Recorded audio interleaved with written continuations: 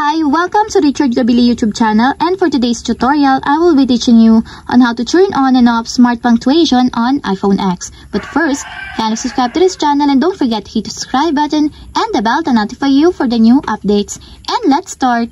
Using your iPhone X from your home screen, first go to Settings. Then in the Settings, scroll down and click the General. Then after that in the General, scroll down and click the Keyboard. Then after that in this part in the keyboard, scroll down again and go to all keyboard section. Then find the smart punctuation. And as you will see, there's a switch button on the right side of it. Then all you have to do is just click it to enable until it becomes green. And if you want to disable or turn off, just click again the switch button.